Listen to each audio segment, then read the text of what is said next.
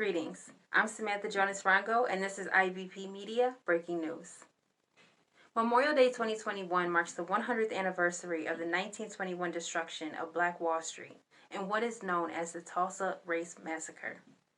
For 2 days, a thriving African-American neighborhood of Greenwood in Tulsa, Oklahoma was burned to the ground, and African-Americans were killed, injured, and left homeless by a white mob in one of the deadliest episodes of racial violence in U.S. history. An estimated 300 African Americans were killed, over 1,000 injured, and over 1,000 Black-owned businesses were burned to ruins, equaling over $1 million in damage. There is still an ongoing mass grave search to get a more accurate body count. It is believed that this thriving African American community was not only attacked by a mob of white men, but also by multiple planes reported flying above and releasing grenades and bombs. Before the massacre, Greenwood was an independent and thriving Black community in the early 20th century, spanning a 35-block business district in downtown Tulsa. It was an area with its money recirculating within the community. Residents supported other local Black-owned businesses, but they also couldn't spend anywhere else due to the racism, oppression, and segregation of that era.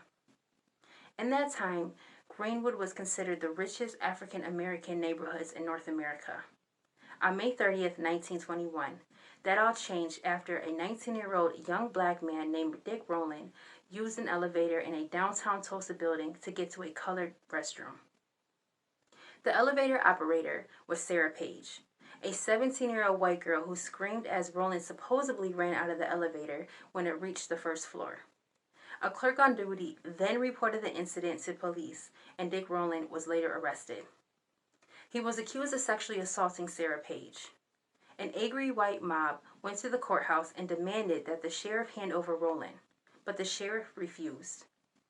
As word of a possible lynching spread, a group of around 75 armed Black men, including World War II veterans, went to the courthouse to offer help guarding Rowland, and were met by a mob of over 1,000 white angry men. After clashes between the groups, the Black men retreated to Greenwood. The mob then followed, attacked its residents, and businesses, forcing the Black men, women, and children of the thriving community to either fight, hide, or flee.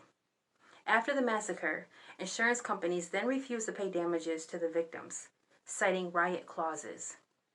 No one was ever prosecuted or punished for the attack, leaving the residents of Greenwood without justice or help to rebuild.